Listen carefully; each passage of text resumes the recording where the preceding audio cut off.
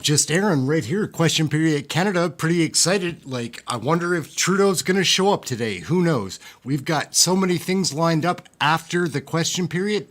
They are in session right now, so we're going to jump right in. We'll get around to saying hello to everybody that's in the room, just figuring out a couple of details here. So let's jump in to see what they're talking about, and we can start saying hello to everybody. That's what I like to do. Let's go. Premiers are right to call this government out. The honourable member will have. Hey Sheila, what's up? How are you today? Next time that this opposition day continues for debate after QP. I do want to remind members that are filtering in and some who are having conversations. Hey Kirk, what's up? How are you? To please take their conversations outside. Hello, Patty. What's up? Please be a bit more quiet when you're coming into the chamber so that the member statements can be heard. I just want to remind members again that take their conversations out. Thank you. The honourable member for statements by members, déclaration de député, the honourable member for Malpeque. Thank you, Madam Speaker. I rise today to extend congratulations to the Kensington Monaghan Farms Wild, who captured the Atlantic Major Under-18 Men's Hockey Championship this past weekend in Nova Scotia. This weekend's victory by the Wild followed an impressive performance in the Island Provincial Championships last month and marks the latest accomplishment in their highly successful season. For the first time in 20 years, an Island team will represent Atlantic Canada in the Under-18 Men's National Championships. And it's the first time in the Kensington Wild's history that they will represent Atlantic Canada at the National Championship. I would like to congratulate everyone involved for your accomplishments and hard work this season, from coaches to players to parents to volunteers and everyone who has played a part in this exciting year. You have made the entire island proud. We look forward to watching all of you represent Atlantic Canada at the TELUS Cup later this month. Thank you, Madam Speaker. Again, I want to remind members to please keep the tone down, have conversations on the outside instead. The honourable member for Red Deer-Lacombe. Madam Speaker, recently Red Deer Polytechnic She takes no funny business at all. A major gift of one of Canada's leading philanthropic families, the late Jack Donald, his wife Joan, and children John and Kathy. The Donald Family Institute for Health Tech Innovation will stand tall in the creation of an ecosystem where teams of experts, practitioners, researchers, faculty, and students will collaborate on a solutions-based approach to healthcare training, applied research, and economic diversification across Alberta. As matriarch, Joan Donald said at the unveiling, "As a family, we believe in supporting our community, and one of the best ways to enrich your community is to support education and healthcare." Jack and Joan Donald will continue to have an indelible positive impact on RDP learners, our community, the province of Alberta, and beyond for years to come. A celebration of Jack's life will be held at the Westerner on April 20th. To the Donald family, we say thank you for your commitment and love of our community, our province, and our nation.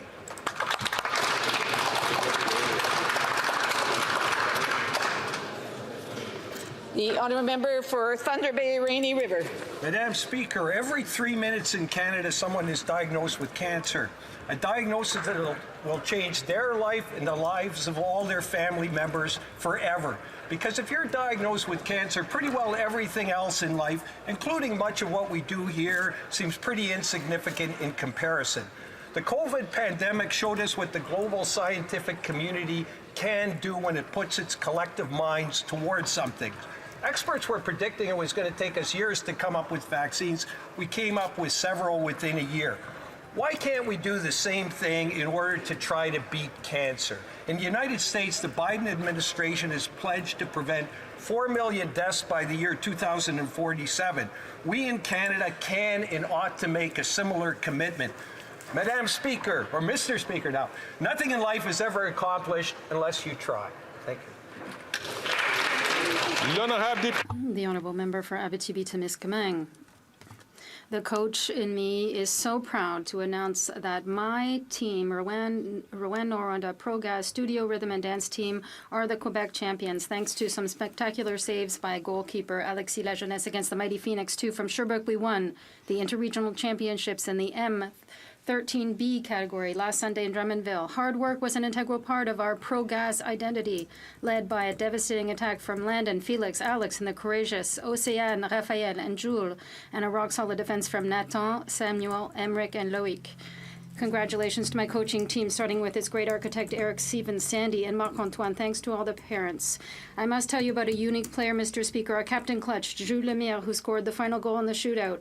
7 goals in 5 games, including the overtime winner in the quarterfinals, and just shy of 100 goals this year. I love you, buddy. You took all the pressure, but at the end of the year, you were the one with the big banner on your lips. Jules Lemire, you are my hero.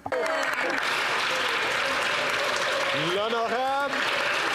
The honourable member for Orléans. We're about 10 minutes out Orleans. from the question period. Thank you, Mr. Speaker. I have the pleasure to tell you that yesterday the Minister of National Defence released our defence policy update. Our North, strong and free, a renewed vision for Canada's defence. This update includes an investment of $73 billion over 20 years and provides a clear plan to strengthen the foundations of the Canadian Armed Forces, defend our country and our global interests. We know that our Canadian forces and their families are at the heart of everything we do, and it's more important than ever to invest in them. That's why our plan commits $295 million over 20 years to establish a housing strategy, $100 million over 5 years to improve access to childcare for Canadian Forces personnel. This is an important update to give our troops the tools they need to defend Canada. Thank you. And a welcome an honourable member from Durham.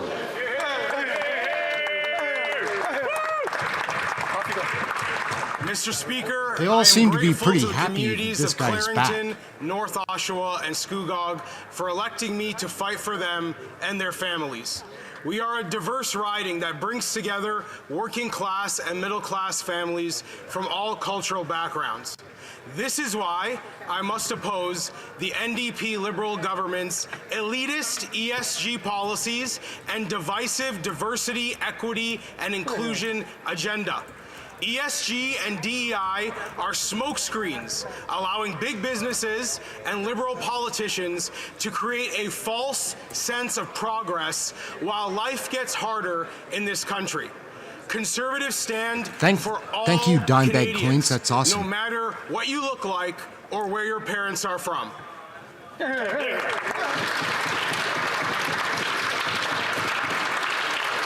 The honourable member from Oakville, North Burlington. Thank you, Mr. Speaker. Earlier this month, I was part of an all-party Damoff is delegation gross. led by the member for Ottawa South. to Almost the as bad as 148th the CPAC signal. My goodness. Assembly of the Inter-Parliamentary Union. The global organization of national parliaments founded in 1889. Our Canadian delegation played an important role on a number of fronts, including AI, climate change, and the situation in Gaza. While I was in Geneva, I was privileged to represent Canada at the debate on the resolution entitled Partnerships for Climate Action, promoting access to affordable green energy and ensuring innovation, responsibility, and equity.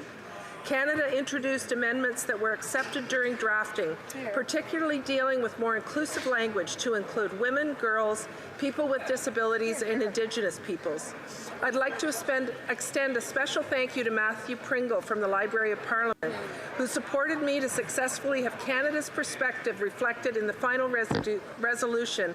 Building a portfolio website, here are 5 reasons you should use Elementor.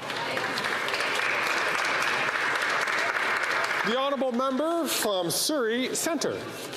Mr. Speaker, today we commemorate the Battle of Vimy Ridge, which took place in France in 1917 during the First World War.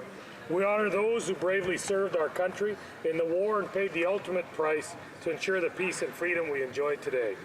The ridge had fallen into German hands during the initial advances of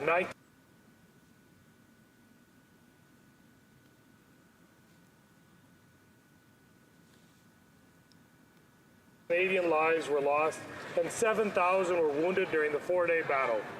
More than a century has passed since the Battle of Vimy Ridge, but the legacy of those Canadians who served live in our memories. Thank you, Mr. Speaker.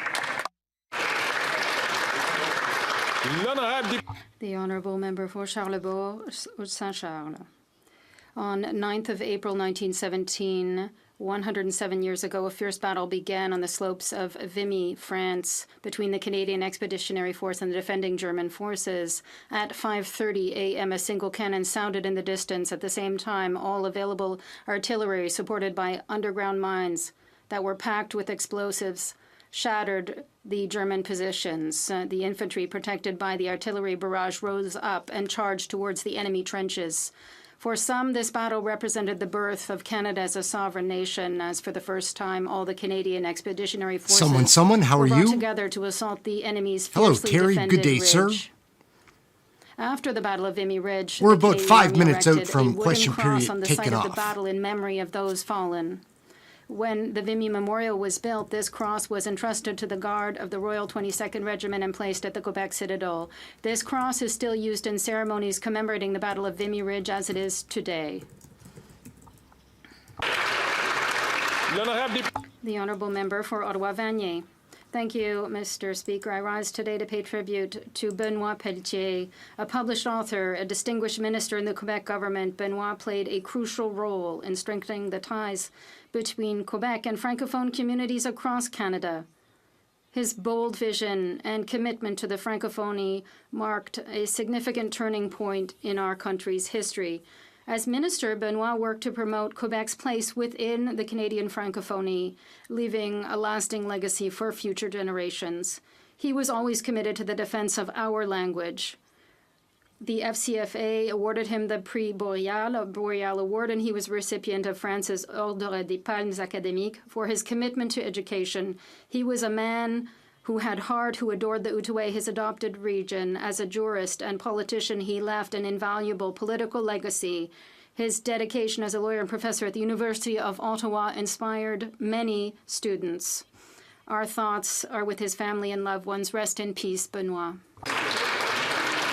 The Honourable Member from Kenora.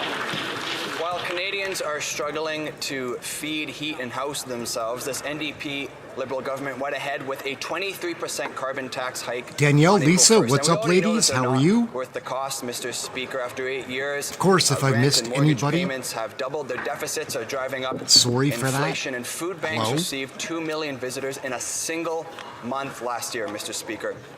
Now, with Budget Day just Yeah, around it the gets corner, exciting conservatives about are here. calling for a Like, cap on 3 government minutes spending out. through a dollar-for-dollar approach, a plan to build homes. Poilievre's going gonna to be in the calling house. on the government to axe Light the this tax stuff up. on food and farmers by immediately passing Bill C-234 in its original form, Mr. Speaker. That would support farm families and ensure that all Canadians can afford to put food on their table. It's clear that only common sense Conservatives have a plan to make life more affordable and bring home lower prices for all Canadians.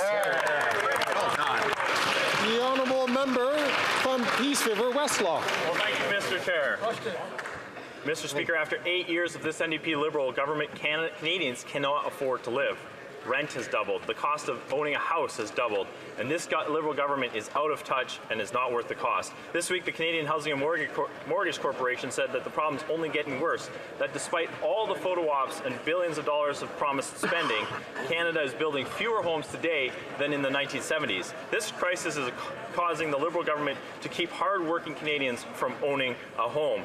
By axing the tax, Conservatives will make all aspects of home ownership more affordable. We will balance the budget and bring down interest rates. We will cut red tape that keep communities from building homes and that Canadians can afford. Only common sense Conservatives have a real plan that will build homes for Canadians so that they can afford to live. Hear, hear. Hear, hear. The Honourable Member for Vaudreuil-Soulanges. My family and I celebrated my 12th year in remission from cancer, immensely grateful for the continued time we have together. And today, I am privileged to rise in this House to extend a heartfelt thank you to the team at the Canadian Cancer Society for the role they played in seeing me through my own experience and the support they've provided to countless more each and every day since 1938. For some like me, it's the invaluable information that they provide on their website, which was the first resource I turned to after my diagnosis. For others, the support comes from the work they do on the ground, providing emotional support, raising awareness, or lobbying for more resources to find a cure for this disease, which will affect 1 in 3 Canadians in their lifetime. Led by Andrea Seal, dedicated team members like Kelly Masadi and Rose D'Souza, and an army of dedicated volunteers like Kirsten Watson and Shaylee Prashabati, I say a heartfelt thank you. Canadians are healthier, better, and stronger because of your unwavering advocacy, dedication, and support.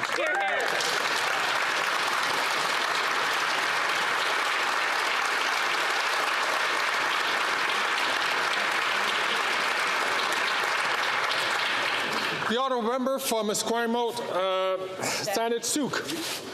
Mr. Speaker, I rise today to stand with the community-based prevention services and the other dedicated organizations who serve those living with HIV/AIDS in calling on this government to deliver the funding necessary to eliminate HIV in the upcoming budget. The government's committed to having 95% of those vulnerable being tested, 95% of those tested receiving treatment, and 95% achieving viral suppression by 2025. But it's failed to meet its interim targets. Instead, rates of new infection are rising, not falling. New infections in Saskatchewan have increased by over 30% since 2020. Among Indigenous people in Saskatchewan, the rates of testing, treatment, and suppression are only 67%, 67%, and 68%. Rates of new infections are falling dramatically in other similar countries. All we need is an investment of $100 million annually over 5 years. Yet federal funding for self-testing kits ran out March 31st. Funding for outreach in Indigenous communities on the prairies also came to an end. Without investments in self-testing kits and community outreach, Canada will continue to fail at limiting the spread of new HIV infections. The honourable member for Sainte-Thérèse de Blainville. The Action movement in Montreal is hosting a campaign. They are ensuring that all workers on maternity leave are not penalized unfairly by an archaic and outdated system. This is an illustration of the fact that it's time to update the system to end the discrimination that women are facing when it comes to the access to programs and to fix the wrong done to female workers. That is why in the Bloc Québécois, we have been pushing for a long time for a reform for equality and for accessibility. It is time for this government to take action. There is a budget coming up. They must put an end to this sexist situation and update the EI system. We stand with this community group who is waging this battle. Thank you. The honourable member from Hastings, Lennox-Naddington. As Canadians know all too well, this Prime Minister has abandoned any pretense about fiscal stewardship, with his government racking up more national debt than all previous Prime Ministers combined. His record-shattering tax and spend agenda has driven up inflation and interest rates, increasing the cost of food, fuel, and housing. It has gotten so bad that leading economists are warning that the don't see a lot of that in the House of Commons. Interest rate cuts. The common sense Conservatives have a simple solution that can be implemented in next week's NDP Liberal government budget. The government ought to find $1 in savings for every dollar spent. This is reasonable and a simple lever that can be used to get their inflation under control. Mr. Speaker, after 8 years, Canadians are in debt, exhausted, and looking for relief. Let's axe the tax, build the homes, cap the spending, fix the budget. Let's bring it home. Yay! What's up, True Blue? Good to see you. How are you? The honourable member from Kingston and the Islands. Mr. Speaker, one unlikely person has recently emerged as a new champion of carbon pricing. Someone who has done the math personally and knows firsthand that the vast majority of Canadians get back more than they pay. I am, of course, referring to the Premier of Alberta, Danielle Smith, who recently said, quote, "I do my family's taxes, so I know we got $808.50. And when I go back and look at what I spent last year at carbon taxes, I would say that I probably end up better off with the transfer." Premier Smith went on to say that carbon pricing is, quote, "the optimal way of going about and getting the outcomes you're looking for, and that this almost seems like the perfect policy." Mr. Speaker, I agree with Danielle Smith. Our plan does leave more families better off, while at the same time addressing climate change, and I want to thank her for her clarity and rational understanding of this policy.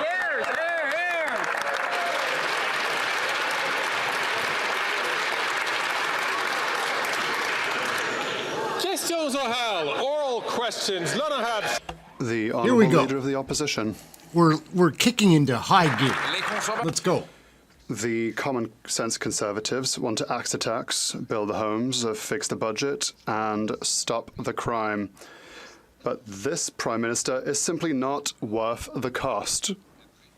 After 8 years, he's doubled national debt, which has led to rampant generational inflation, forcing 2 million Canadians to food banks. According to his own statistics, the Prime Minister has spent more on interest on that than on health. Why is he giving more money to bankers than to actual healthcare professionals?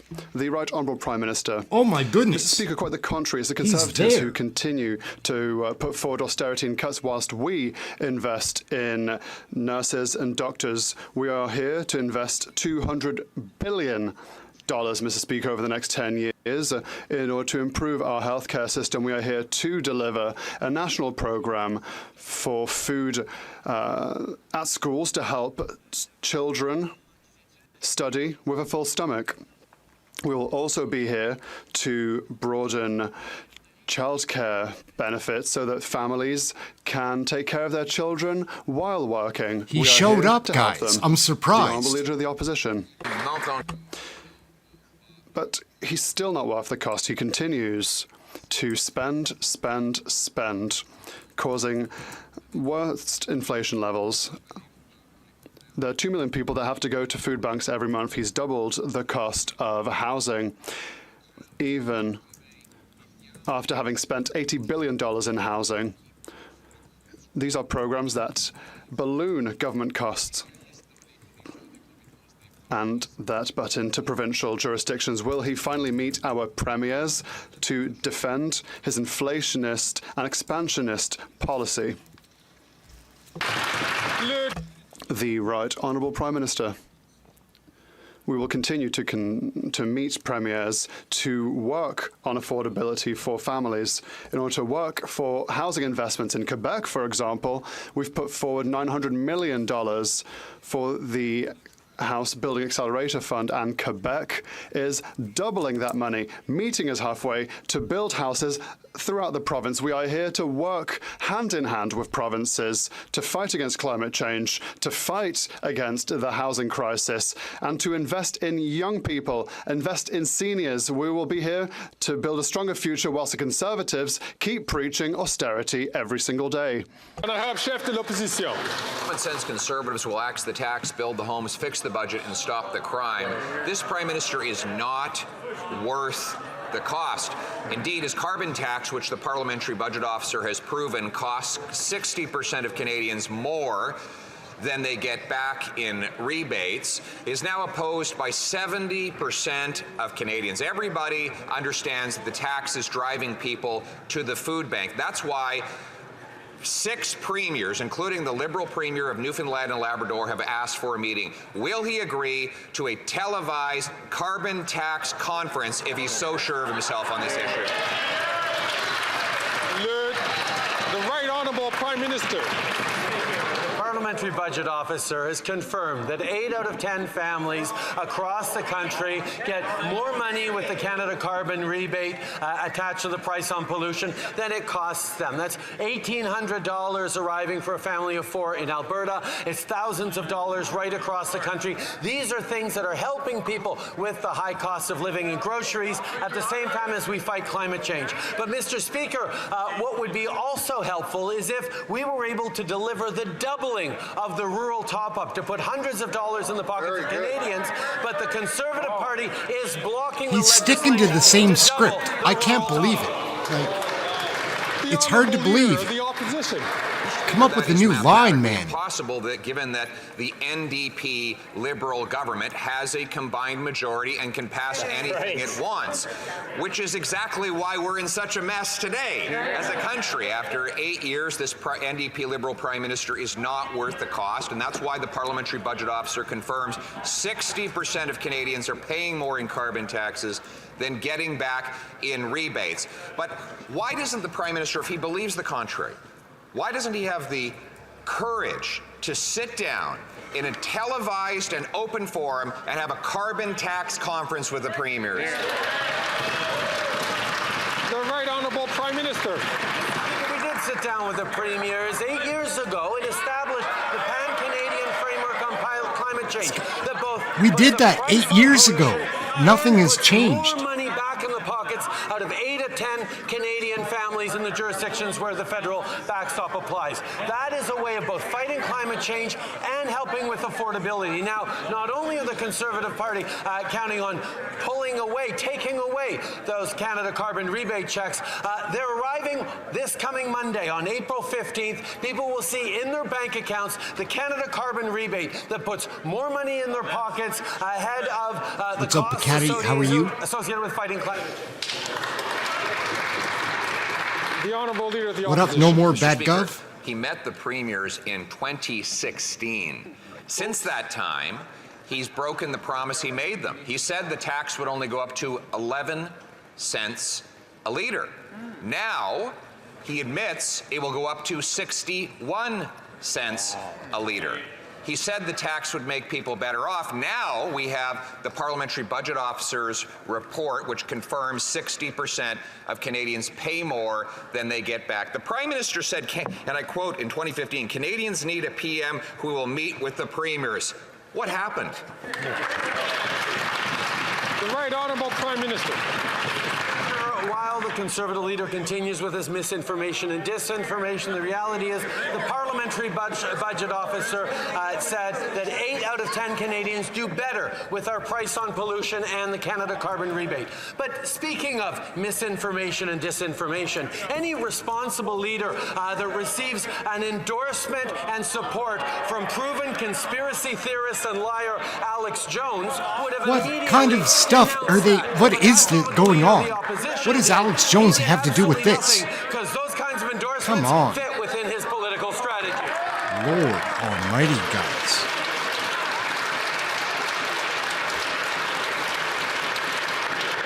Yeah, I don't like that Alex Jones piece. Like, hello, comrades. À l'ordre. Order.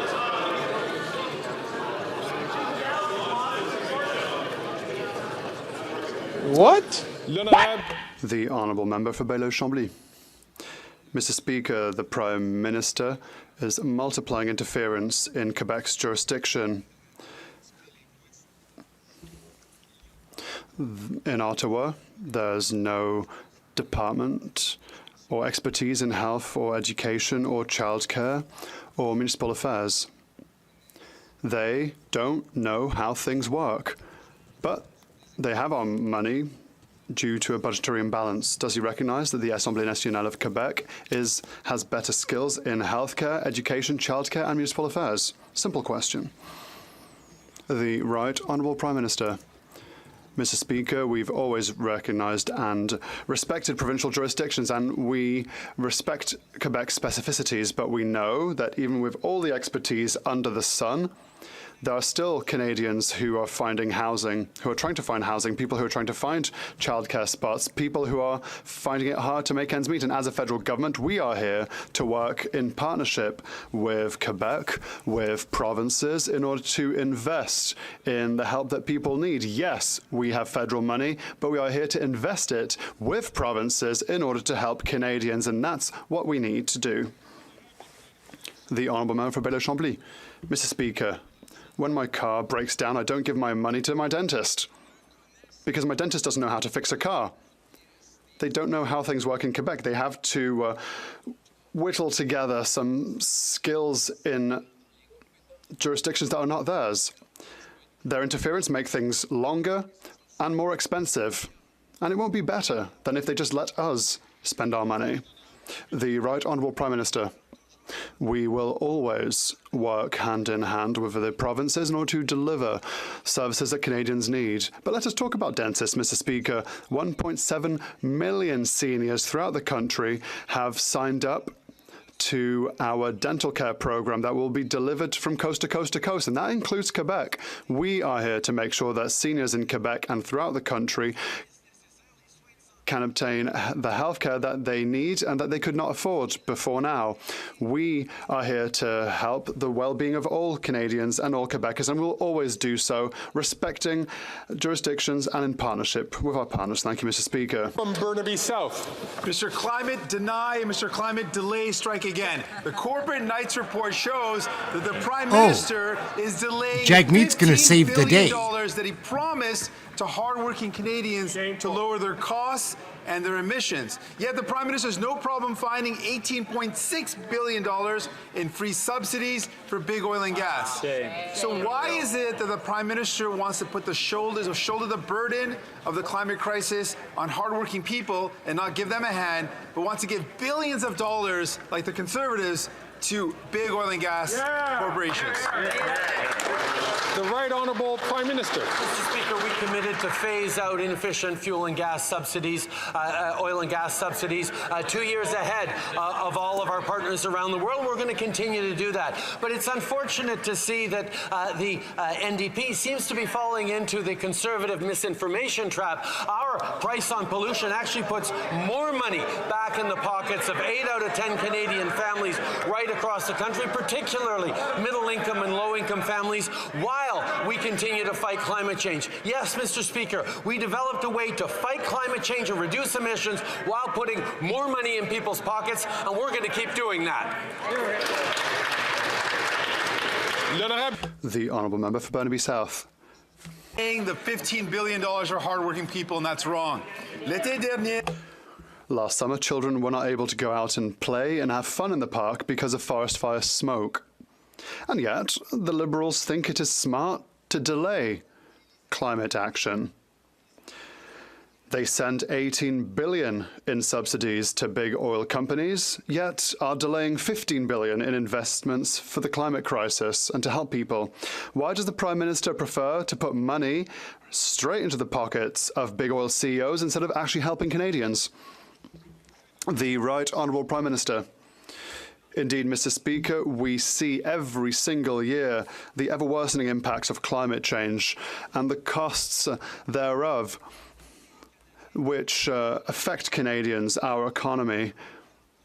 And that is the reason for which we'll continue to fight against climate change whilst putting more money in the pockets of 8 out of 10 Canadians, because this is a responsible plan that will fight against climate change and will help with the cost of living. Unfortunately, the Conservatives continue to say no to fighting climate change. They want to remove investments to help Canadians.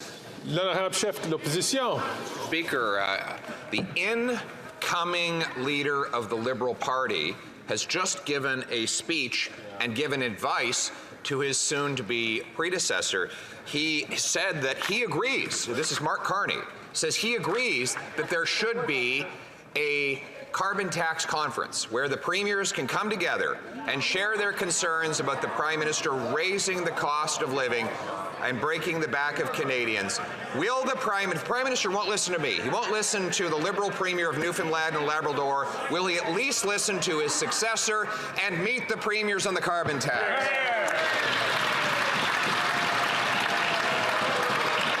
The Honourable Minister for Energy and Natural Resources.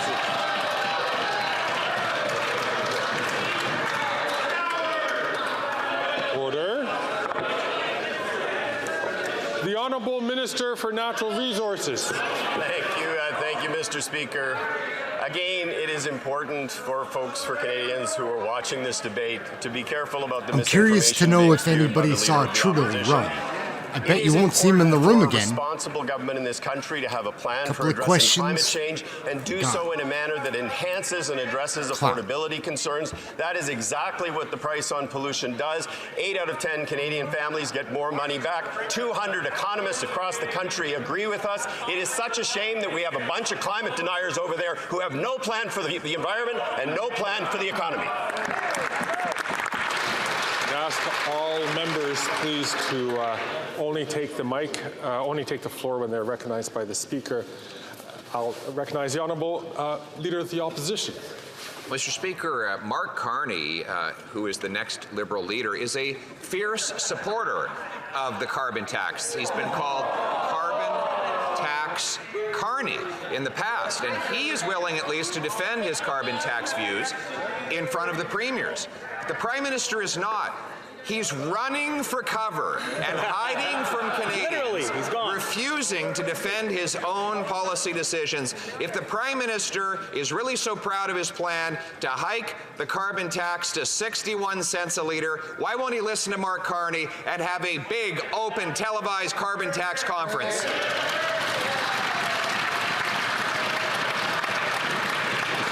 The Honourable Minister for Natural Resources. Thank you, Mr. Speaker. It's very interesting that the Leader of the Opposition seems so fond of Mark Carney these days, who actually, as you say, does believe in a price on pollution. Perhaps the Leader of the Opposition should listen to him.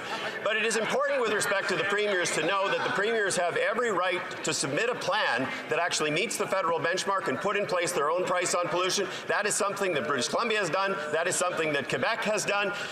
Mr. Speaker, Premier Moe was actually here recently and testified before the committee. And what Premier Moe said is he looked at alternatives to the price on pollution. He found every one of them to be too expensive. This from a guy who has no climate plan,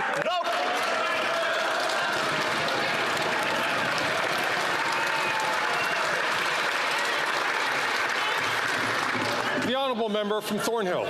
Last week, the Yes, Prime Minister Melissa increased the Lantsman carbon is tax fun. by 23% on Canadians, on gas, on groceries, on home heating. He's doubling down and defying 70% of Canadians and 8 premiers who want him to axe the tax. 6 of those premiers wrote the Prime Minister asking for a meeting to talk about his punishing carbon tax. Instead, the Prime Minister just shot down the idea because they already had a meeting 8 years ago.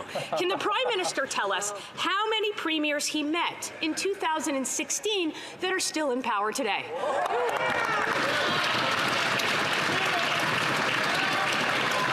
The Honourable Minister for Families and Social Development. Mr. Speaker, actions speak more than words. Our actions on this side of the House, over 750,000. I'm going to ask the Honourable Minister to start again because the Chair sincerely could not hear what the Minister was saying. The Honourable Minister for Families, Children and Social Development. Thank you, Mr. Speaker. As I said, actions speak louder than words. On this side of the House, our actions, over 750,000 families benefiting from affordable childcare spaces, over 100,000 new spaces across the country, 7 million children whose parents benefit from the Canada Child Benefit, a national school food policy.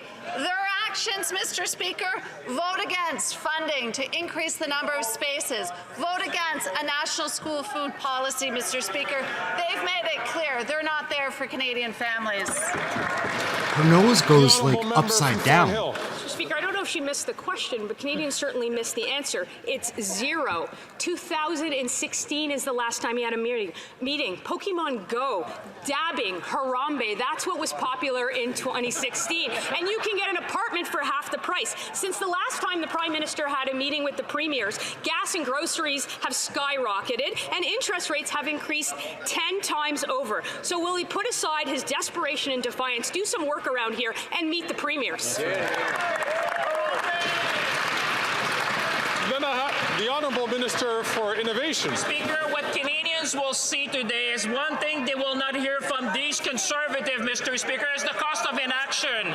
The cost of forest fire, Mr. Speaker, the cost of flooding in our country, the cost of drought, Mr. Speaker. When each of these conservatives are standing up, they're telling Canadians they have no plan, Mr. Speaker, to fight climate change. On this side of the House, we recognize, like all Canadians, we need to act to save the planet. We need to act on climate change. That's why we're going to invest invest in Canadian. That's why we're going to continue to invest to make sure that we have a planet to live for children. The honourable member for Louis Saint Laurent. Mr. Speaker, after 8 years of this Liberal government, housing has never been in such a sorry state. Rents have doubled, mortgages have doubled. And what's this government's strategy? To have a photo op. They always have an announcement with a photo op, but yesterday they breached new grounds. Yesterday the Prime Minister did a photo op on a roof. But that doesn't help Canadians put a roof over their heads. What is the government's plan to help Canadians who can't find a roof for their heads? The Honourable Minister for Public Works and Government Services. As we said, there are two clear figures, 6,000 and 8,000. As during his mandate as housing minister, there were 6 affordable housing units built. We made an announcement that will create 42 new housing units. That means that in his riding, we have created 7 more housing units than his leader did during his mandate as housing minister. The honourable member for... Just 1 second. The honourable member for Louis Saint Laurent from the top. Mr. Speaker, I would like to tell my honourable colleague that I know what happens in my riding and that, yes, people are finding it hard to make ends meet. Yes, inflation is hitting people hard. And yes, this government is just spending without control. And that is adding fire to the flames of inflation. Mr. Speaker, the member, who is a minister as well, who is a well-respected academic, how will he explain to his future students that a budget can balance itself, like the Prime Minister keeps claiming?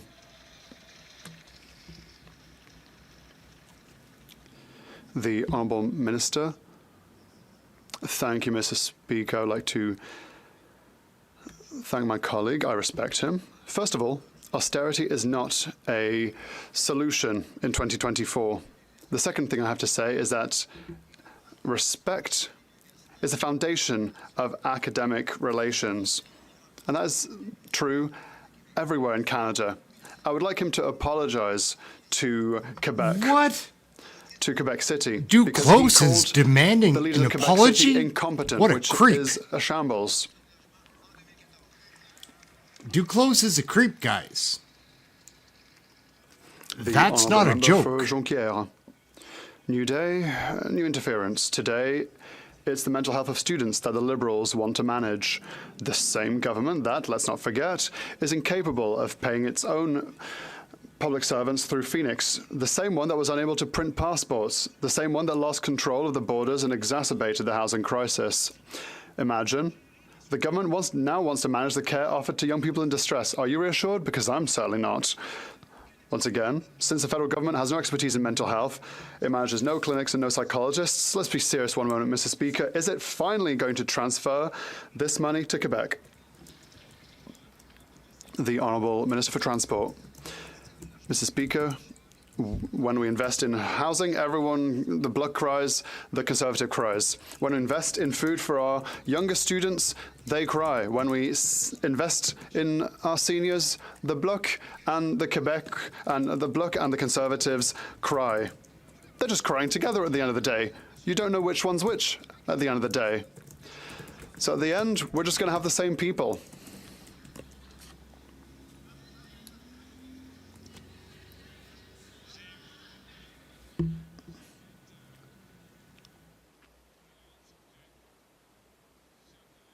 Dear colleagues, I would like to ask all members to make sure that language used be respectful and dignified.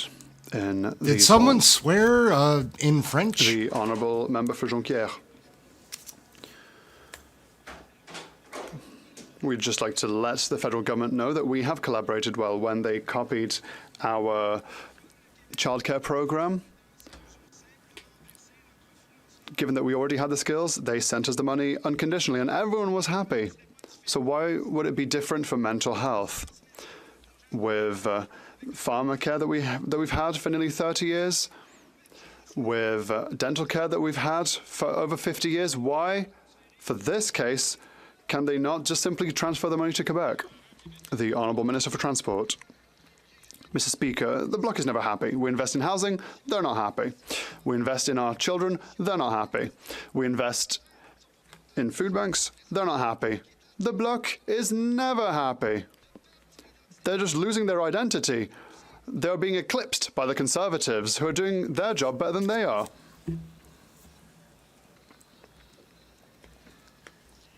The Honourable Member for Avignon-la-Métis, Matane-Matapédia. While the Liberals try to govern Quebec, instead of Quebec, no one is governing the federal government. There's no one to table a true transition plan for the fisheries sector. There's no one to deal with a comprehensive reform of employment insurance. This morning, we even learned that the federal government is $14 billion behind in its promises to invest in the fight against climate change. By meddling in other people's business, the government is forgetting to deal with the major issues for which it is directly responsible. So, if there's no shortage of work at the federal level, why don't the Liberals actually get on with it and do their jobs? The Honourable Minister for the Environment and Climate Change. Thank you, Mr. Speaker. I'd like to thank my colleague for her question. As she knows full well, for a long time, I've fought for the environment to fight against climate change, and back then we all had a dream. When I was in the private sector, we wanted a federal government that would invest billions upon billions in fighting climate change. It never happened before we came to power, Mr. Speaker. At the time, it was just $100 million, a couple of $100 million, but now these are a couple of $100 billion that we're using to fight climate change. This is an absolute record in the history of our country. We are transforming the economy and jobs for decades to come, and in fighting our climate change. The Honourable Member from Regina, Wisconsin. Mr. Speaker, after 8 years of this Liberal NDP government, this Prime Minister is just not worth the cost. The Prime Minister raised his carbon tax 23% last week, driving up the cost of gas and groceries. Fortunately, Conservative Bill C-234 will exempt farmers' grain drying and barn heating from the carbon tax so food remains affordable. Will the Prime Minister lower costs on farmers and make food cheaper by passing Bill C-234 in its original form? The Honourable Minister for Natural Resources and Energy. Thank you, Mr. Speaker. Again, it's important to actually ensure that we're dealing with the facts. 97% of on-farm fuels are actually exempt from the price on pollution, and there is a rebate to address farmers and farm incomes on a go-forward basis. In Canada, 8 out of 10 Canadian families get more money back. In fact, Professor Dalter at the University of Regina, who the Honourable Member might want to go talk to, called out the Conservatives last week for misinformation. When Conservative leader and his ally and the Conservative leader's ally, Scott Moe, appeared before committee on the carbon price, journalists called his appearance a parade of nonsense and completely dishonest. Conservative slogans and misinformation do not help Canadians with affordability. The Honourable Member from Regina, Wisconsin. Mr. Speaker, it's clear that the Prime Minister is not going to back down from his carbon tax obsession. It's clear that he is going to continue to raise the carbon tax on gas, groceries, and home heating, and make life even more expensive for Canadians. Shameful. Since the Prime Minister refuses to call a carbon tax election, will he at least meet with the premiers and listen to their plans to make life more affordable? The Honourable Minister for Natural Resources and Energy. Speaker, as the Honourable Member knows full well, provinces and territories can put in place their own price on pollution. That is what British Columbia has done. That is what Quebec has done. Those provinces that are actually committed to fighting change. But the Honourable Member comes from a province that has no climate plan, no climate targets. Their Premier admits that the price on pollution is the most cost-effective way to reduce emissions, and yet he does nothing. That's a shame. Shame. Double shame. The Honourable Member from Red Deer, Mountain View. Mr. Speaker, after 8 years of this NDP Liberal government, Canadians are tapped out. April 1st saw Canadians hit with a 23% carbon tax increase by these Liberals. As a farmer, Mr. Speaker, I know the first-hand true impact of carbon tax bills on farm operations. The Prime Minister is not worth the cost. It's time to axe the tax on farmers and food and pass Bill C-234. Will the Prime Minister lower costs on farmers and make food cheaper by passing Bill C-234 in its original form? The Honourable Minister Minister for Agriculture and Agri-Food. Mr. Speaker, I appreciate my honourable colleague's question, but it's important to remind my colleague, as a farmer, I'm fully aware that farmers are on the front line of climate change. And it's important to realize, Mr. Speaker, that farmers are devastated by massive storms on the prairie. Straw worth $300 a bale. That is crazy, Mr. Speaker. We have a plan to address climate change, and we have a Canada carbon rebate that refunds put more money in 8 out of 10 Canadians. We are addressing climate change and making sure the polluters pay, Mr. Speaker. The honourable member from Simcoe Grey. Mr. Speaker, while the Prime Minister tweets out sunny ways from his rooftop, food banks in Simcoe County are reporting a 100% increase in use. Last week at the Angus Food Bank, Director Heather Morgan told me that active soldiers from Base Borden are regular visitors. Let that sink in. Meanwhile, Liberals hiked the carbon tax by 23% and continue to delay Common Sense Bill C-234. Will the Prime Minister pass Bill C-234 in its original form and axe the tax on farmers and make food more affordable for all Canadians?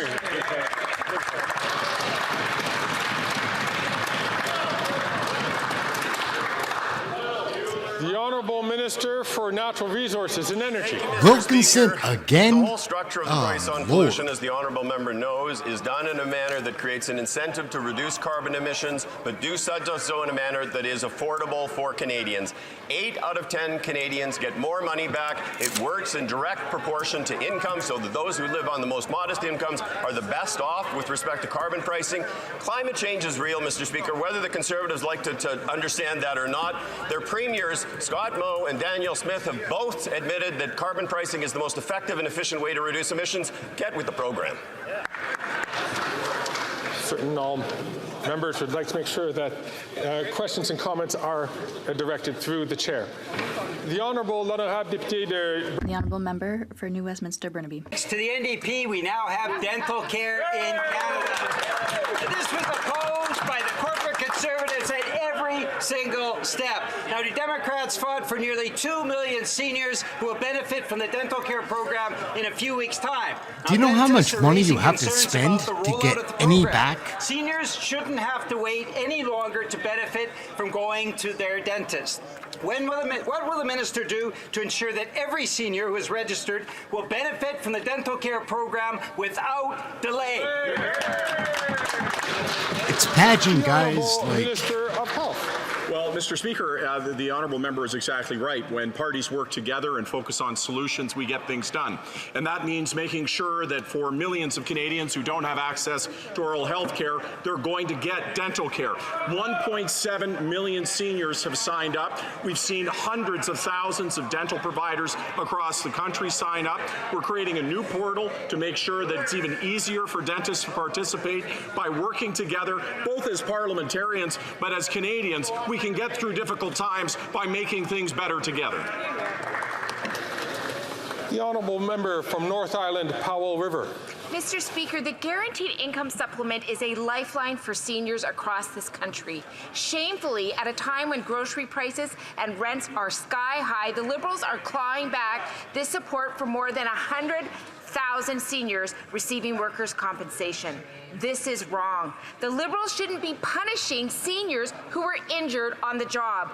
When will this government reverse the clawback so that seniors can afford groceries and rent? The Honourable Minister for Labour.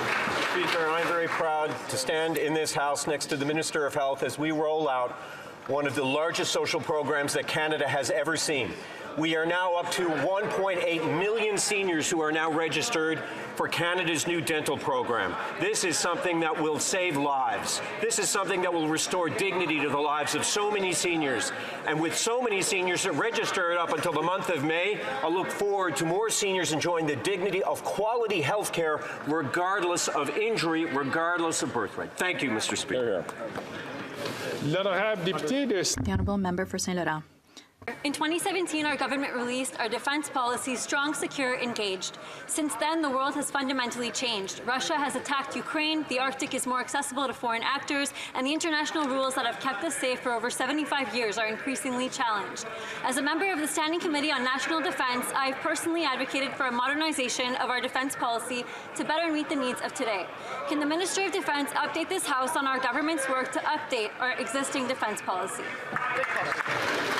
The Honourable Minister of National Defence. Thank you, Mr. Speaker. And I'd like to thank the member from Saint Laurent for a question. And I'm pleased to share with this House that yesterday we released our renewed vision for defence. Blair is Our North, disgusting. Strong and Free is a clear plan to build Canadian armed forces that will defend I our shouldn't say sovereignty that. and protect I'm our just not a interests globally. fan. It's a responsible plan, Mr. Speaker, that will support the members of the Canadian Armed Forces These career and help us grow their numbers. politicians, It's a like- plan to acquire and maintain the equipment and capabilities that they require to fulfill their mission.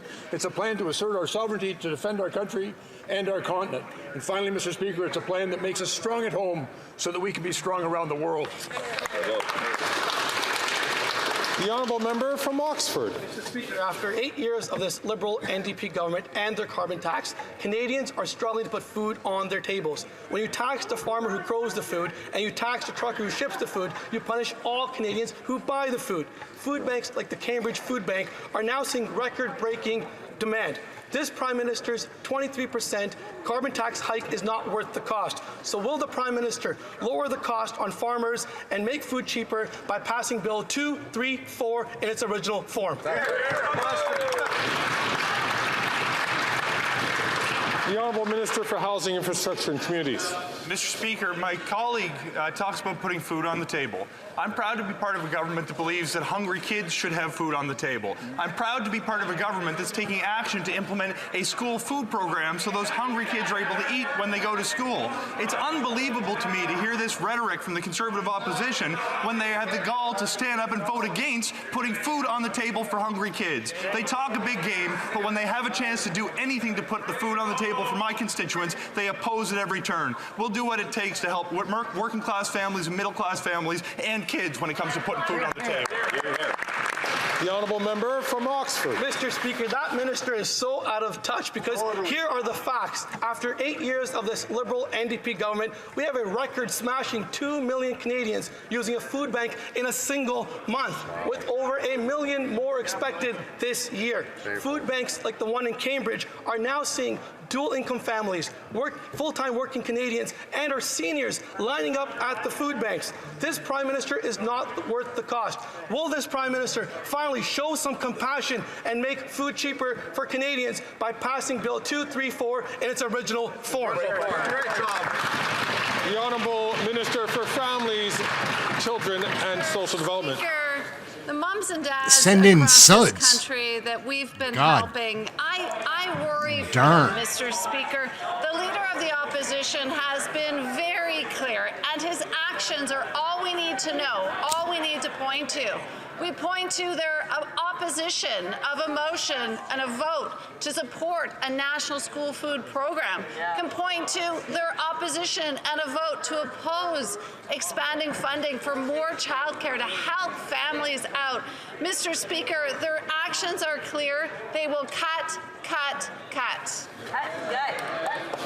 The Honourable Member from Miramichi Grand Lake. Mr. Speaker, after 8 years, the NDP Liberal government and the Prime Minister's 23% carbon tax is not worth the cost. The Prime Minister doesn't understand.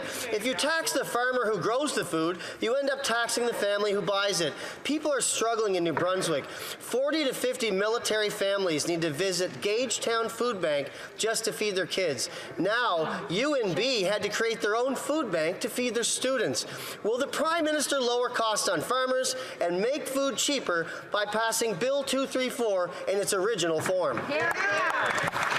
The Honourable Minister for Housing, Infrastructure and Communities. Mr. Speaker, it's hard to take seriously the Honourable Member's criticism when he and his party voted against a pay raise for the men and women who serve this country in uniform.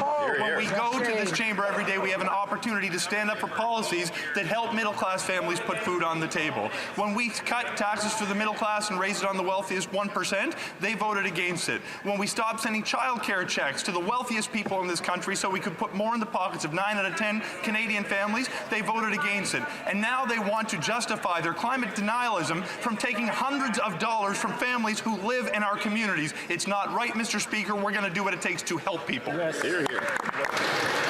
The honourable member from Selkirk Interlake Eastman. When you tax the farmer who grows the food and you tax the trucker who hauls the food, then you hurt the families who buy the food. Things have gotten so bad under this Liberal NDP carbon tax coalition that military families stationed in Borden and Gagetown are having to be using food banks.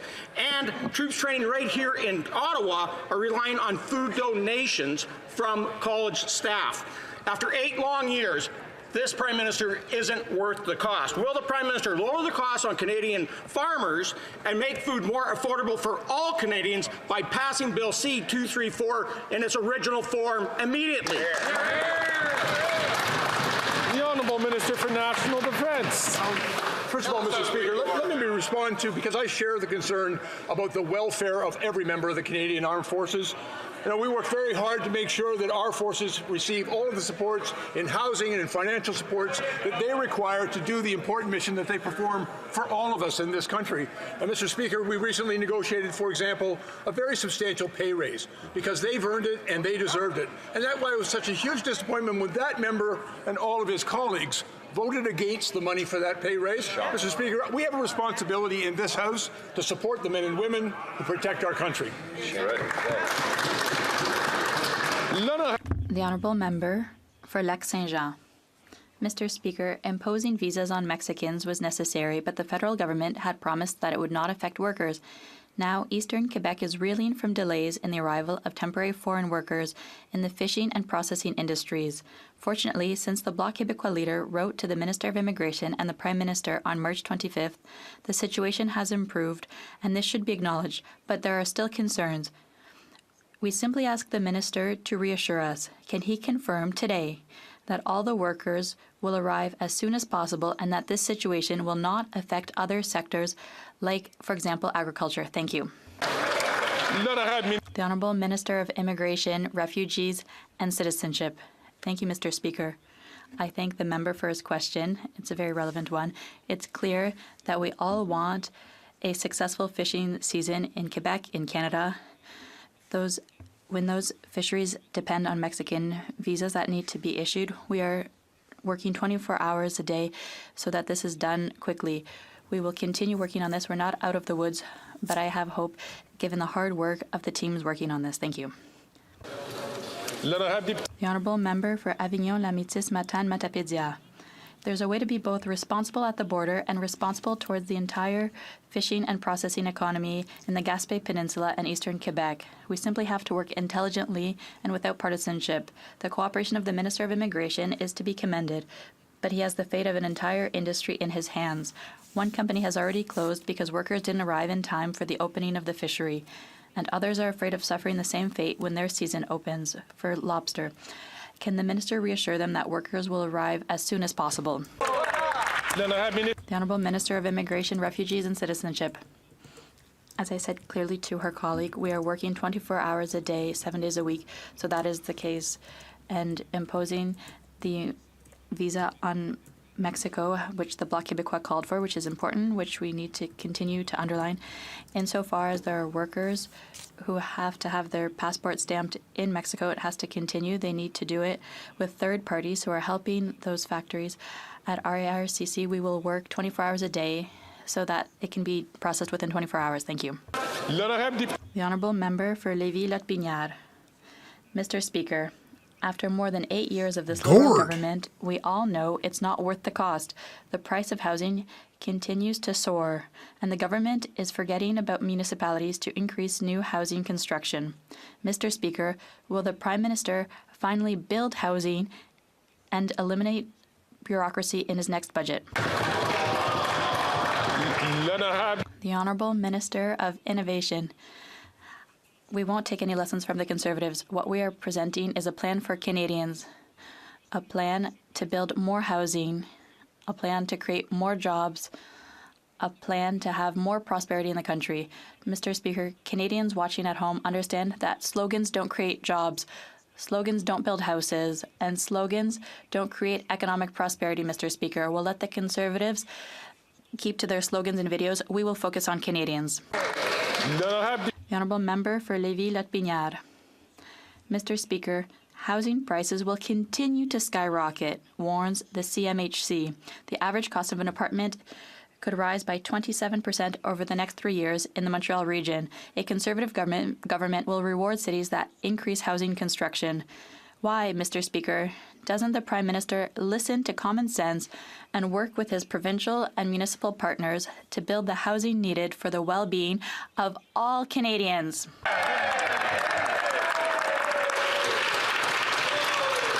The Honourable Minister of Innovation. Thank you, Mr. Speaker. People laugh at home when they hear the Conservative members talk about cooperating with municipalities. The last time the Conservative leader spoke to the Mayor of Quebec City, the Mayor of Montreal, he insulted them. Is there anyone who thinks that cooperating is about insulting others? In 2024, it's about cooperation. That is why we put forward a plan to build more housing, help more people, create more prosperity. That's how we work in the interest of Canadians. The Honourable Member for Portneuf-Jacques-Cartier. Mr. Speaker, I'll talk to you about another scandal. After 8 years of this Liberal government, the number of homeless people is increasing everywhere in Canada at a rapid pace. Let's take the example of Saint-Jérôme, according to a Radio Canada article. Isa, a newly homeless woman, said, "There's always my daughter who could help me, but I don't want to be a burden on her." Can this government have a little heart? My question is simple, Mr. Speaker. Will this Prime Minister finally do everything possible to build housing and stop piling on the bureaucracy in next Tuesday's budget? The Honourable Minister of Housing, Infrastructure and Communities. Mr. Speaker, it's essential to invest to build housing. We are making investments with Quebec to build affordable housing. After an agreement with Quebec with $1.8 billion, we are building 8,000 affordable housing units just in Quebec. Comparison across the entire country, when the Conservative leader was the housing minister, they constructed a total of 6 affordable housing units nationwide. There is no contest when it comes to supporting the most vulnerable. I question their authenticity when they actually talk about the investments, when they vote against the money behind the programs. The Honourable Member from Davenport. Mr. Speaker, residents in Davenport are concerned about the fact that the Conservative Party wishes to cut their Canada carbon rebate. For most Canadians, each penny counts. The members of my riding depend on these checks. Can the Minister of the Environment and Climate Change explain to the House how these Canada carbon rebates reduce emissions and how these checks help Canadian families? The Honourable Minister of the Environment and Climate Change. I thank my colleague for her question and also for her efforts in French. I'd like to highlight that starting on Monday, the Canada carbon rebate will increase on April 15th for a family in Ontario, $280 4 times a year.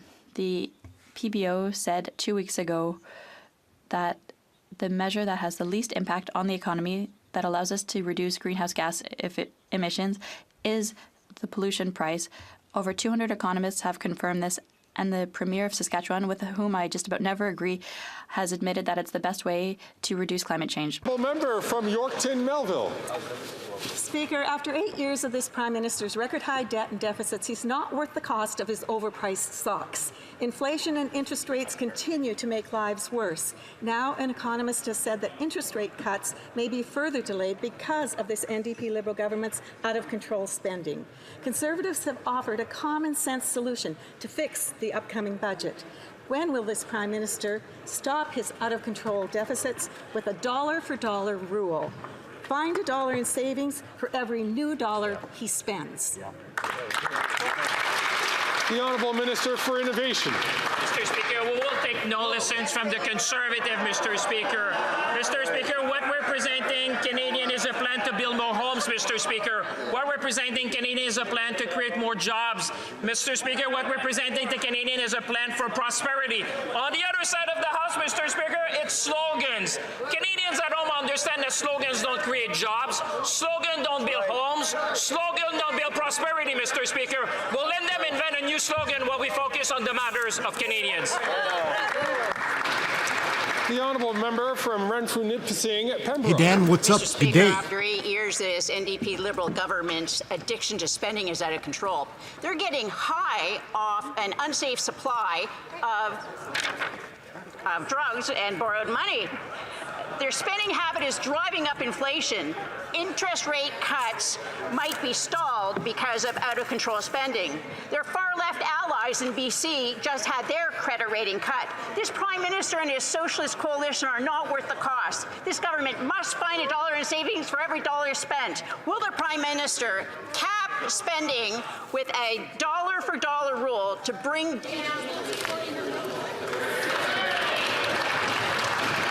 The Honourable President of the Treasury Board. Mr. Speaker, the member opposite continues to ask questions but not really focus on what her party has continuously done, which is vote against measures to support Canadians time and time again. 120 votes prior to the holidays, all-night voting, voting against children, voting against supports for families, and voting against our military, Mr. Speaker. So we will take no lessons from the Conservatives in terms of supporting Canadians because our government will always be there for them.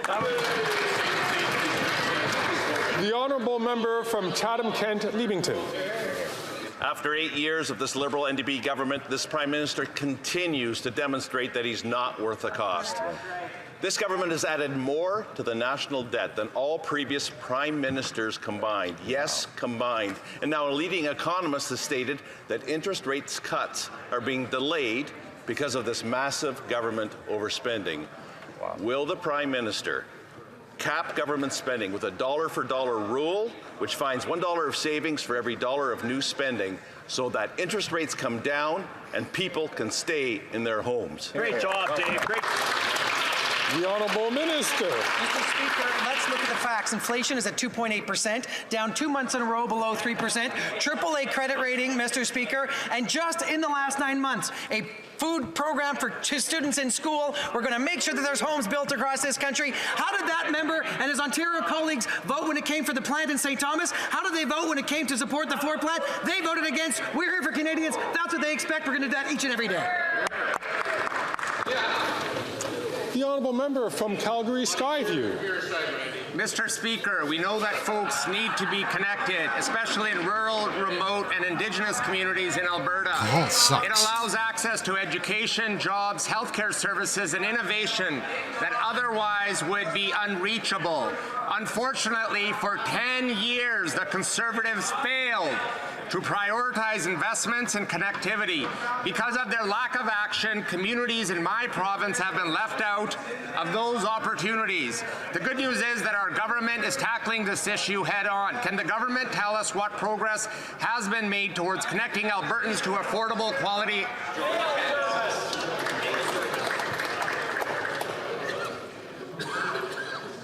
The Honourable Minister. Since 2015, we have been making investments in Alberta, Mr. Speaker, so Albertans can access the tools of the 21st century. Today, just under 90% of Albertans have access to high-speed internet. In March, I was there to announce 14 projects to connect over 22,000 homes, 3,400 Indigenous homes, all in rural Alberta. This $112 million investment is in partnership with the province as part of our commitment to connect all Canadians by 2030. We will always stick up for Albertans, Mr. Speaker, and my colleague from Calgary Skyworth always sticks up for Albertans and his constituents too. Thank you.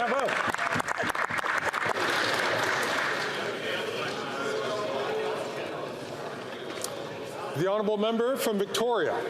Mr. Speaker, Canadians are experiencing the brunt of the climate crisis.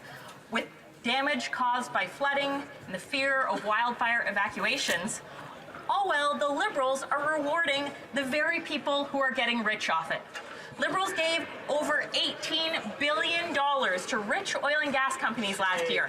And today, we found out they broke $15 billion in climate promises. They announced $15 billion just for the photo ops. Why is it that the Liberals have no problem rewarding Canada's biggest polluters, but they won't invest in our children's? The Honourable Minister for the Environment and Climate Change. Thank you, Mr. Speaker, and I thank my honourable colleague for her question. As she knows, I was an environmental activist for many years, and in my years, we could only dream of a federal government that would invest tens of billions of dollars in the transition to fight climate change, to create the jobs and the economy of the 21st century, Mr. Speaker. We have committed more than $100 billion since 2015 in the fight against climate change. That's not double what had been done before. That's not 4 times more than had been done before. That's not 10 times more. It's 20 times more. Wow. That has never been done before in Canada in terms of investment to fight climate change and create the opportunities of the 21st century. Bravo, bravo, bravo. The Honourable Member from Skeena Bulkley Valley. Mr. Speaker, many Canadians were let down when the Liberals suddenly ended the Greener Homes program. And yesterday we learned that over $1 billion promised to that program went unspent. Wow. Meanwhile, across Canada, hundreds of people built their careers and their businesses on providing service as part of Greener Homes. They were urged to do that by this government. Now they feel like the rug's been pulled out from under them. Some of them are selling their equipment.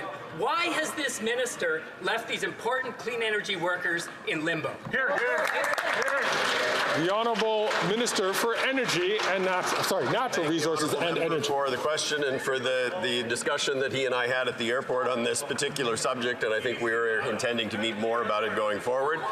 The Greener Homes program was indeed very successful. We actually utilized all of the funding early, and thus we have closed the portal. But we have also announced we will be moving forward with a new program that will be focused on folks who live on modest incomes, enabling them to make deep retrofits moving forward, to reduce carbon emissions, and to enhance their energy savings on an ongoing basis, and we are very much committed to putting that in force.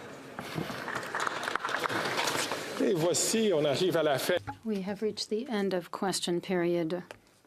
I would like to take a... All right, so it looks like we're wrapping up that portion. And so now what we're going to get into is some climate change stuff. Like, I don't think polluting is good at all. Like, you know, when I first moved to Alberta, I was so shocked. I worked in the oil patch and could not believe how much pollution was going on. I care about animals. I care about the environment. I care about people. However, I don't think we understand climate change. Again, the weather does change, and from season to season over years. I have a couple of videos that we're going to watch about climate change. This first piece is a little slow, but before this climate change, there was acid rain. Like in the 80s, we were very afraid of acid rain here in North America. And this is just a piece on that. Somehow acid rain never gets spoken about again, but it was going to be the end of the world. And now we have climate change, which is going to be the end of the world. And it's just interesting to reflect. So here's one quick piece, and then we'll get into some more. The President and I have had what I believe to be a very important discussion on the problem of acid rain. We have made a significant step forward in that a matter that has been on the back burner really for the last 3 years has now been brought up forward, and I think on both sides we acknowledge that our problem is common in nature and requires a joint solution.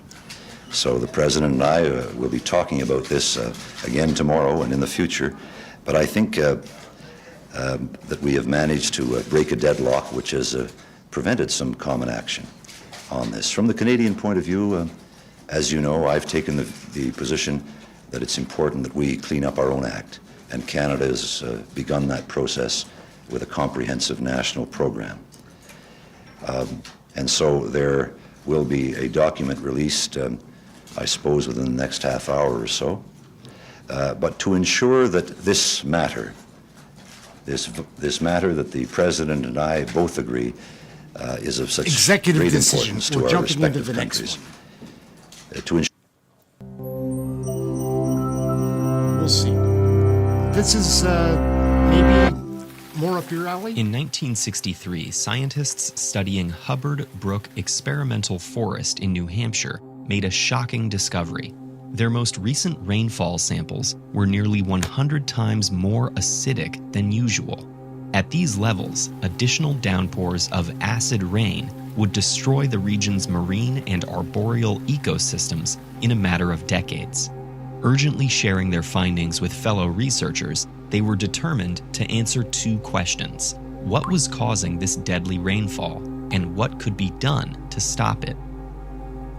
Rain is never just composed of water.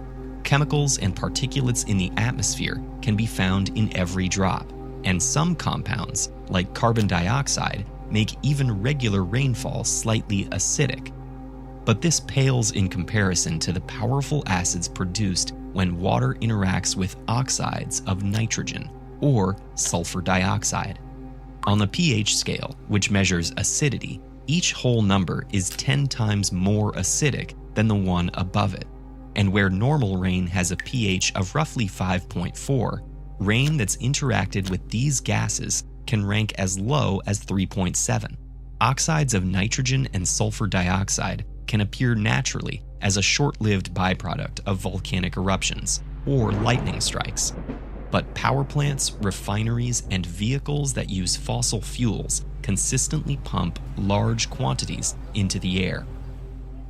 These dangerous gases travel with the wind, spreading hundreds of kilometers from the pollution's source. Acting like roaming clouds of destruction, their presence dramatically increases the acidity of local precipitation, creating acid rain, acid snow, and acid fog. These all acidify lakes and streams, kill crops and forests, and damage soil to inhibit future growth. Over time, acid rain can even corrode human structures made of stone or metal. By the 1970s, scientists in North America and Europe classified acid rain as a major environmental threat. But despite clear evidence tying the problem to air pollution, companies denied responsibility and cast doubt on the research. In the United States, corporations lobbied against regulating pollution and convinced politicians that such policies would raise energy costs and threaten jobs. These obstacles led the government to delay changes and mandate further research into the issue. But after a decade of mounting concern, Congress finally took action. Since the government set a limit on the total amount of it the electric power sector could emit each year. Then, they divided the permitted emissions into a fixed number of allowances distributed to each power plant. A plant could then choose to emit as much sulfur dioxide as they were allowed, or reduce their emissions and sell their unused allowances to other power plants. This system, known as cap and trade, offered power plants the economic flexibility to keep costs low while strictly limiting pollution. Many critics called these allowances licenses to pollute, or said the government was selling clean air. But since the cap was set to lower 5 years into the program, it forced every utility company to reduce emissions in the long term. Some plants added desulfurizing scrubbers to their smokestacks, or switched to low-sulfur coal and natural gas. Oxides of nitrogen emissions were also reduced with relatively low-cost technologies. These advances allowed the power sector to grow while the cap kept pollution under control. By 1985, Canada and the European Union adopted their own solutions, and international treaties began circulating to reduce air pollution worldwide. Today, this science-driven economic policy has largely eliminated acid rain across the United States and Canada. And while many ecosystems still need time to recover, scientists have sped up the restoration of other areas by reintroducing essential organisms killed off by acid rain. Some countries like Russia, India, and China still rely heavily on high sulfur coal and continue to struggle with the environmental consequences. However, acid rain's relatively quick journey from major threat to minor issue is rightly celebrated as a victory for policies that protect the environment. Cap and trade can't solve every environmental problem, but by using scientific consensus to guide policy, adopting efficient technology, and being unafraid to impose reasonable costs for pollution, countries can stop a growing storm of destruction before it's too late. For an example of a country that took decisive action to solve a problem, let's talk about the Netherlands. After a brutal storm surge killed nearly 2,000 people, the Dutch government created the Delta Works, the most sophisticated flood prevention system in the world. Find out how it keeps the Netherlands above water with this video. Good morning, John. It's been a very busy science week, and I feel as if a particular science story has been totally missed, but maybe, in fact, the biggest one of all of them? Like, bigger than maybe room temperature superconductors, bigger than maybe a really powerful solid tumor cancer treatment. It's hiding, and nobody's these talking guys about out. it. They have and an it is that amazing we might channel. now understand what caused Check them out. this, which is a graph of the temperature of the surface of the North Atlantic Ocean, many different years, and this year in red, which isn't particularly fun to look at. Like, it's scary times here on planet Earth. But before I jump into all of this, Johnny, I just want to say thank you for your lovely yesterday video. I love you too. It's been quite a year, though I am happy with the current trajectory, at least. So geoengineering is this fairly controversial idea that you could intentionally change the climate of the planet. Now that is different from when you accidentally change the climate of the planet, which is just the last 100 years. This conversation is going to be a big deal. Going to be a bigger and bigger and bigger deal over the next few decades as we have to make really hard decisions about what to do about the actual impacts we are experiencing from climate change. We have very clearly been doing a lot of accidental and reckless and haphazard geoengineering over the last 100 years. The biggest piece of that is dumping a whole lot of carbon dioxide into the atmosphere and thus decreasing the amount of heat that can radiate back out to space. That means more heat in the system and a hotter planet. But there's also a lot of other pieces of geoengineering that we've been doing. For example, we release a lot of sulfur dioxide when we burn dirty fuels like coal and fuel oil. And sulfur dioxide actually, temporarily, for a very short period of time, much shorter than the impacts of carbon dioxide, can decrease the temperature of an area of the planet. It does this because it's good at seeding clouds. And it does that by combining with moisture in the atmosphere to form droplets of sulfuric acid, which, you don't really want in the air, but it does create more and fluffier clouds. This is a known effect. This is not new information. This happens when volcanoes erupt and sulfur dioxide comes out. It can cool the planet with the dust and with the sulfur dioxide. Now, one really big source of sulfur dioxide is those big ships that carry cargo containers from one continent to another. They burn the kind of oil that's left over after everybody's done taking the fraction that they want out of it. It's like the worst, cheapest oil. That's what they use. It has a lot of sulfur in it. They burn it, and that sulfur dioxide goes into the atmosphere, and it seeds clouds. You can actually see them from space. They're called ship tracks, and they are clouds that are created by sulfur dioxide being spat up from the stacks of these big ships. Now, I don't know if you already see where I'm going with this, but this is absolutely wild. But because sulfur dioxide is bad for people and animals and the earth, the UN's International Maritime Organization passed a new rule that said you have to burn low sulfur fuels in these big ships. That rule went into effect in 2020. And over the last few years, there have been significantly fewer ship tracks. Scientists have been looking at this really carefully, and their models are showing that like almost all of the new warming of the North Atlantic surface of the sea can be attributed to just new light hitting it that wouldn't normally be hitting it. Now that's mostly because of ship tracks, and partially because this year there was just less dust from the Sahara for, I think, unrelated reasons. So in one way, this is very bad news. Like, it turns out global warming is worse than we thought it was. We were just being shielded from some of its effects by other pollution that we were throwing up into the atmosphere. But in another way, and I think a bigger way, in the long term, this is good news. Because the experiment that we just ran here is priceless. And also impossible to pull off. Like, if we had wanted to run this experiment, it would have been so expensive that we never could have done it. But it also would be politically impossible to pull off because geoengineering is such a hot button issue. Instead, we got a perfect experiment showing us the effects of local geoengineering on this area. And the thing is, you don't have to use sulfur dioxide to seed clouds. There's other ways to do it that don't involve a bunch of acid rain and giving people asthma. One of the ways is to just shoot seawater into the air. Like, there's a bunch of seawater around, you shoot it up into the air with like misters that make it like super tiny so it can float in the atmosphere just like any other particle. Most of the water evaporates, leaving behind little crystals of salt that then can seed clouds, and then it just falls back down, and the ocean's like, yeah, that was the salt that was here in the first place. Some people say that we can't discuss geoengineering because people will see it as an excuse to continue just burning fossil fuels. I don't think anybody's going to see it that way in 10 or 20 years. It's going to be very hot. It's going to get hot enough that we're going to see a lot of marine extinctions. It's going to get hot enough that we're going to see a lot of humans dying. Those stories are going to be very big in other parts of the world, but they're also going to be like local stories in the US.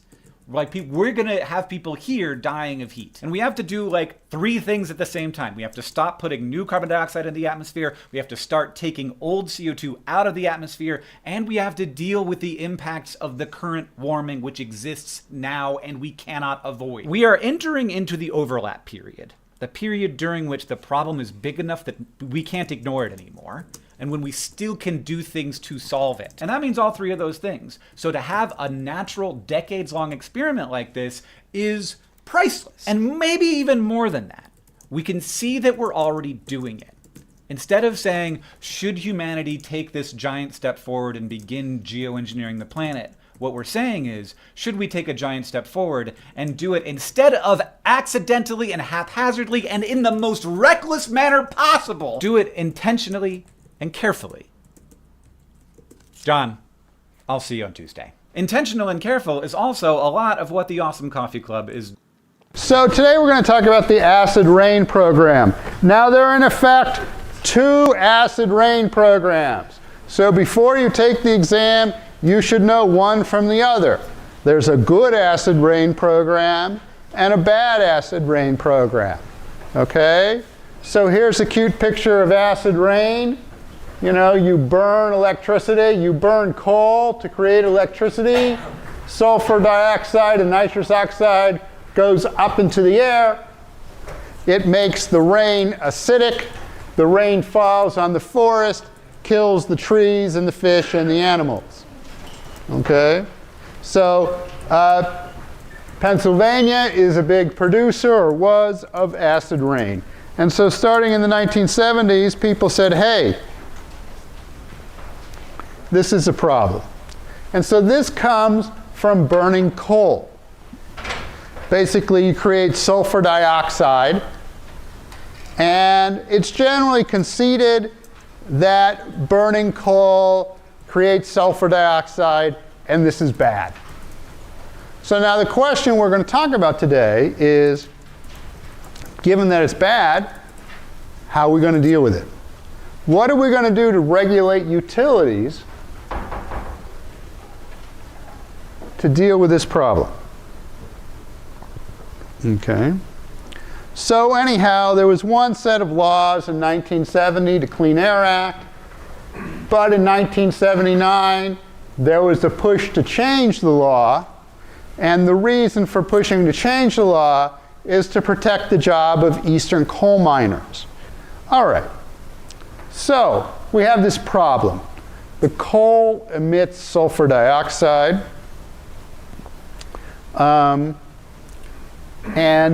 You could deal with this 3 ways. One is you could get clean coal, or relatively clean coal. It turns out that in the West, in Wyoming, the Powder River Valley, there's much cleaner coal than is dug up around here. So you could ship that across the country and burn it here and solve the problem. Or you could do something called coal washing, which I've never really understood. Or you could do the most expensive thing, to use scrubbers. So let me take a look at this.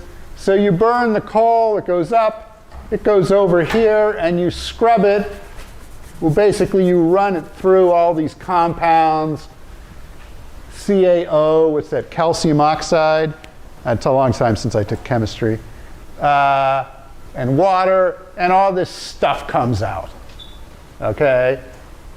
And it's really expensive, okay? So, what the government decided, Congress and the President, in the late 1970s, is that they were going to require scrubbers to be placed on all coal stacks. And this would reduce sulfur dioxide, but maybe not as much as you might want. So here's the first question. Why does the government care about how pollution is reduced? And of course, the government has a reason for wanting pollution reduced, but why do they care how you do it? So this story is about how environmental rules were used as a cover for a very expensive jobs program. And so what happened is you increase costs to everybody, but just a little bit, and you concentrated these benefits on coal miners and, of course, coal mine owners. So, you know, this is why you care about direct implementation and why you choose the most expensive route, okay? Anybody know who this guy was? Okay. A senator. Any ideas which one? The flag gives away that he's a national politician, right? Okay. This guy, his name is Robert Byrd. He was one of the most powerful senators ever. Okay? He was a senator from West Virginia for 50 years. He was the longest serving senator in US history, and pretty much every school in West Virginia is named after him. Okay? He became chairman of the Senate Appropriations Committee. Okay? His seniority and leadership at the Appropriations Committee enabled him to steal a great deal of federal money towards West Virginia. Okay, and of course he was from West Virginia, and he was just incredibly powerful. So, you know, where does coal come from? Actually, coal comes from a lot of places. But it differs in characteristics. All right. So there's a map of the United States. And so, I mean, there's coal that you can see that Appalachian coal. And then there's some Missouri and Illinois coal. Then there's the coal down in Texas, which really isn't very good. And then up in the Northwest in Wyoming is the really good stuff. Okay? And so, if it was just competition and pollution mattered, people would move away from the eastern coal. So what Senator Byrd did to save jobs for West Virginia was he passed a rule such that the sulfur content of the coal didn't matter.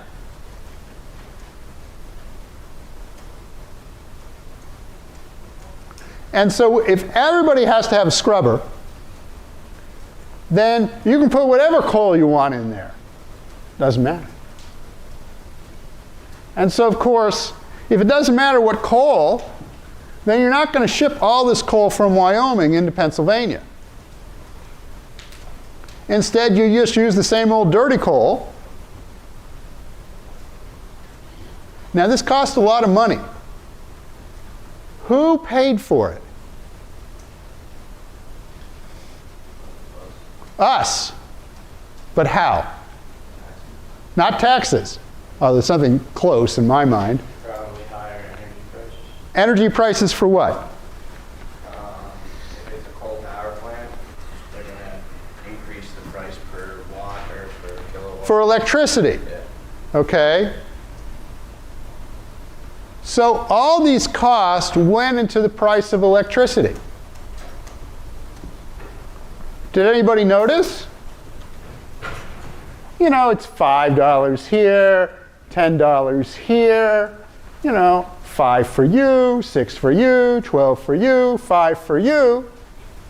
It's this cost that's so spread out that unless you're really paying attention, people don't notice. Okay? So this is this idea I was trying to get across last week. Okay? You know, if you want to get subsidy from the government, one, you got to be a small group, Eastern coal miners. Two, you got to be able to spread out the cost here in everyone's electricity price. And three, anybody remember the third part? You've got, go ahead. Well, no, that's always important, of course. Why couldn't Donald Trump get $1 billion from the Congress? Yeah, you have to be able to get past rationally ignorant people. So, in this program, if you wanted to push it through, what would you call it? How would you sell it to rationally ignorant people?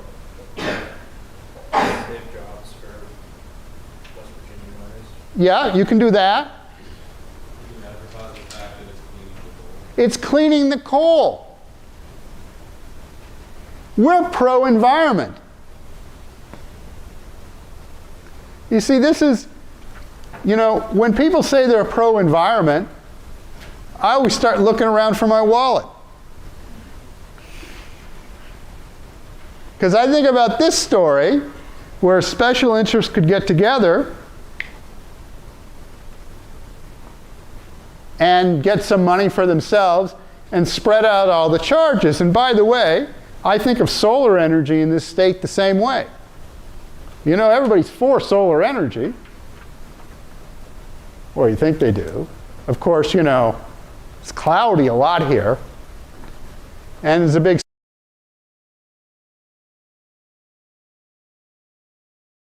We're going to wrap this up. I know it got a little slow at the end there, but it was interesting, I thought, to take a look at acid rain and how that was going to be like what, and it probably was going to destroy our environment, but we corrected it, and just like the situation we're in now, we'll correct this one. I do believe in climate change. I'm not saying that I don't. But the reason behind the climate change could be the distance from the sun. Some of the pollution, like, it can't be good, but I just don't think it's all, I think the planet's always changed. Don't you?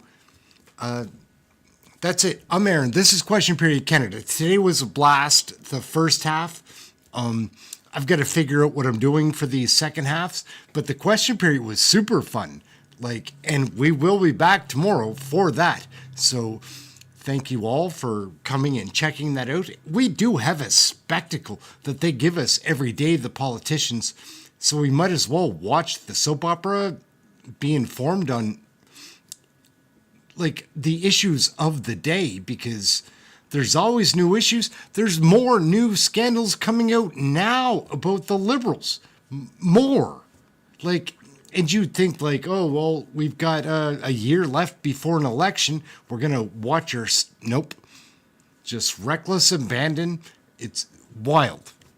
Anyhow, thank you all for watching. We're out. I'm Ehren, Question Period Canada. Back tomorrow, same time, same place. We'll have something super interesting to watch afterwards. I swear. We'll have a good time after Question Period, and I assure you, Wednesdays are wild. On there's only been one Wednesday that Trudeau didn't show up since I've been watching, and they are entertaining, guys. So tune in tomorrow. We'll be ready to go. That's it. Thank you all so much for watching. To any of the new members, to anybody that I missed slipping in the room, I always mean to say hello. I find that's a courtesy and a friendliness that our channel is trying to promote. So if we missed you, sorry about that. We're out. Got to run. Time for supper. Have something healthy to eat, which I'm going to go and do, and try to stay warm. It's getting easier because spring is in the air. Later, guys. Thank you all for watching.